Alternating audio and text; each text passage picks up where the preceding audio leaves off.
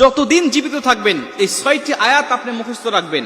এর বিনিময়ে আল্লাহ আপনাকে যা দিবে আপনি দেখেই সন্তুষ্ট হবেন। প্রথম নম্বরে আপনি যখন অসুস্থ হবেন, অসুস্থ হওয়ার পরে বা অসুস্থ হওয়ার আগে এই ৬টি আয়াত যদি আপনি বারবার তেলাওয়াত করতে থাকেন, বারবার পাঠ করতে থাকেন, বিশেষ করে ফজরের পরে, মাগরিবের পরে যদি এই আয়াতগুলো যদি আপনি পাঠ করতে থাকেন, আল্লাহ পাক আপনাকে পরিপূর্ণ শেফা দান করবে। অসুস্থতার আগে যদি পড়েন, আল্লাহ পাক অসুস্থতা থেকে আপনাকে বিরত রাখবে। হযরত আবু হুরায়রা রাদিয়াল্লাহু তাআলা বলেন বুখারী বর্ণনায় যে আল্লাহ পাক এমন কোন রোগ দুনিয়াতে পাঠান নাই যেই রোগের প্রতিষেধক আল্লাহ পাক দুনিয়াতে পাঠান নাই। আল্লাহ পাক রোগের প্রতিষেধক পাঠিয়েছে কোরআনের ভিতরে, তারপরে আল্লাহ পাক রোগ সৃষ্টি করেছেন। প্রিয় ভাই আমার, এই জন্য কোরআন থেকে শেফা গ্রহণ করা, শেফা তালাশ করা, এটা আল্লাহ রাসূলের সুন্নাহ। আল্লাহ রাসূল সাল্লাল্লাহু আলাইহি ওয়াসাল্লাম অসুস্থ হলেই তিনি আগে কোরআন থেকে শেফা গ্রহণ করার চেষ্টা করতেন। আল্লাহ রাসূল সাল্লাল্লাহু আলাইহি ওয়াসাল্লাম বলেন, যখন তোমরা অসুস্থ হয়ে যাবে কোরআন থেকে তোমরা শেফা গ্রহণ করবে। কারণ হলো এই কোরআনটা আল্লাহ পাক তোমাদের জন্য শেফা হিসাবে পাঠিয়েছে। বিশেষ করে আয়াতে শেফা, ৬টি আয়াত, এটা তোমাদেরকে শেফার জন্য আল্লাহ পাক তোমাদের জন্য পবিত্র কুরআনুল কারীমের মধ্যে পাঠিয়েছে।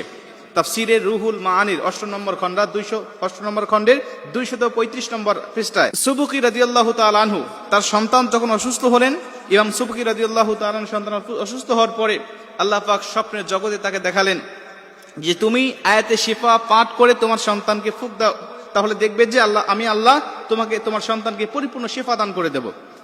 ইমাম সুবকি রাদিয়াল্লাহু তাআলা বলেন, আমি আমার সন্তানকে যখন এই ৬টি আয়াতের শিফাগুলো যখন তেলাওয়াত করে করে যখন তাকে শোনাচ্ছিলাম এবং ফুঁক দিচ্ছিলাম, আল্লাহ রাব্বুল আলামিন অল্প কিছুক্ষণ সময়ের মধ্যেই আমার সন্তানকে পরিপূর্ণ শিফা দান করে ফেলেছে।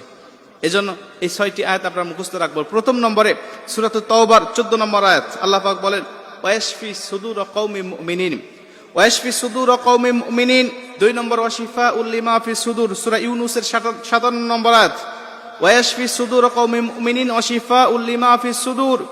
এরপরে আল্লাহ পাক সূরা নাহলের ৬৯ নম্বর আয়াতের মধ্যে বলেন ফিহি শিফাউল লিন্নাস। এরপরে আল্লাহ রাব্বুল আলামিন পবিত্র কোরআন সূরা বনী ইসরাঈলের ৮২ নম্বর আয়াতের মধ্যে বলেন অনুনাজ্জিলু মিনাল কুরআনি মা হুয়া শিফাউ ওয়া রাহমাতুল লিল মুমিনিন। ৫ম নম্বরে আল্লাহ পাক সূরা আশ-শুআরার ৮০ নম্বর আয়াতের মধ্যে বলেন ওয়া ইযা মারিদতু ফাহুয়া ইয়াশফিন।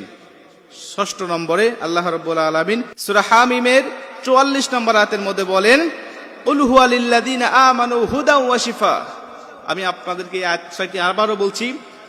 আল্লাহ পাক বলছেন ওয়াশফি সুদুর কওমি মুমিনিন ওয়াশিফাউল লিমা ফিস সুদুর ইখরুজু মিন বুতুনিহা শারাবুম মুখতালিফুন আলওয়ানুহু ফিহি শিফাউল লিন্নাস ওয়া নুনাজ্জিলু মিনাল কুরআনি মা হুয়া শিফাউ ওয়া রাহমাতুল লিল মুমিনিন ওয়া ইযা মারিদতু ফাহুয়া ইয়াশফিন কুল হুয়া লিল্লাযিনা আমানু হুদাও ওয়া শিফা।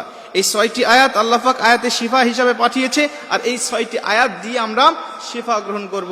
আল্লাহ রাসূল সাল্লাল্লাহু আলাইহি ওয়াসাল্লাম আমাদেরকে ডাক্তারের কাছে যেতে নিষেধ করেন নাই, কিন্তু ডাক্তারের কাছে যাওয়ার আগে আমরা আজ কোরআন থেকে যদি শিফা গ্রহণ করি তাহলে আল্লাহ পাক এই কোরআন দ্বারাই আমাকে পরিপূর্ণ শিফা দান করবেন।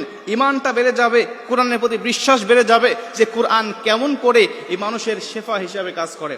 এজন্য আমরা অবশ্যই অসুখ হলেই ডাক্তারের কাছে যাব, বিষয়টা এমন নয়।